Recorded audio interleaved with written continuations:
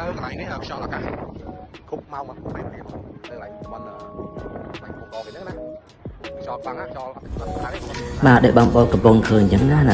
ស្មានហ្នឹងគឺកំពុងតែក្តៅខ្លាំងមែនទែនរំលងពេលម៉ោង12ម៉ោង1ខ្ញុំធ្វើរីវីយូតទៅនឹងកន្លែងនេះបន្តិចគឺដូចជាកន្លែងស្អាតទេសភាពស្អាតមែនទែនហើយមានទឹកខៀវយើងក៏ឆ្លៀតថតមកពីប៉ុស្តិ៍ទៅ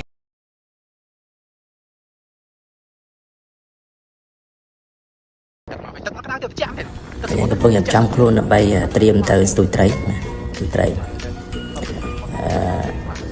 អញ្ចឹងចាំមើលទៀតណាបងប្អូននៅទស្សនវិជ្ជានៃការទេសភាពបែបណាបាទនេះគឺ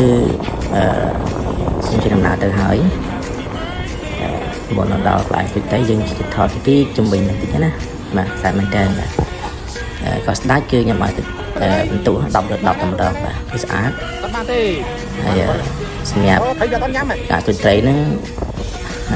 ឃើញស្ទូចចឹងបានបងប្អូនតែអត់បានទេបានតែ2 3ទេណាតែយើងមានអារម្មណ៍ថាយ៉ាងដែរបាទយ៉ាងការស្ទូចត្រីបានតែ1 2ទេត្រីហ្នឹងបាទច្រើនទេហើយនោះក៏មានស្ម័គ្រចិត្តយើងក៏មានពុលទូពុលអីដែរទៅបាទហើយក៏បាទអញ្ចឹងក៏យើងជិះឡើងទៅគោកទៅហើយពេញគាត់ជិះបាទនឹងហៅស្អីគេថាជែកចឹងណា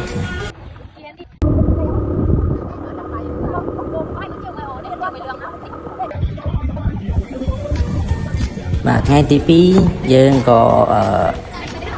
ជិះម៉ូតូអគុយម្ដងបាទជិះមកជុំកោះហ្នឹងមើលទេសភាពបាទចាំបងប្អូននៅអំសំខាងផ្លូវណាមើលស្អាតមែនតើហាក់ដូចជាកន្លែងមួយផ្សេងទៀតបាទហើយយើងក៏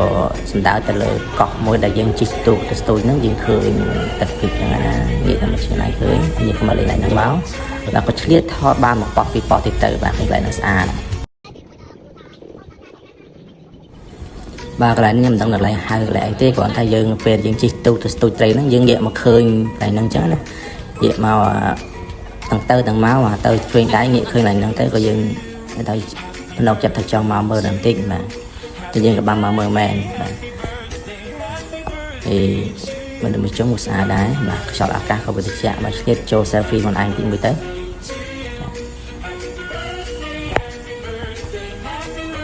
ឆ្លៀតថតទៀតបាទកុំឲ្យដាច់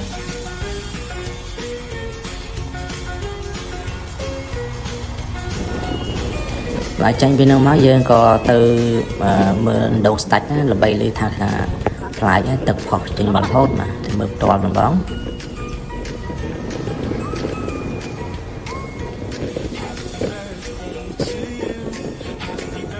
បាទប្រហែលជា2 ទៅ 5 នាទីបាទចេញពីកន្លែងឆ្នេរមិញណាបាទយើងមកដល់ហើយបាទនេះគឺទិដ្ឋភាពដងស្ដាច់ដែលមើលទឹកទៅបុំផុសមករហូតដល់អត់ដែររីងនេះបាទជាក់ម្ដងថ្លាឆ្លងតម្រងបាទដងស្ដាច់នៅមានឆ្នេរជាច្រើននៅមានកន្លែងច្រើនទេដែលខ្ញុំអត់តាមទៅដល់ណាបងប្អូនដែលមានបំណងមកលេងកោះស្ដាច់ណាបាទអាចមកមើលបាននៅទេសភាពស្អាតមែនទែនបាទ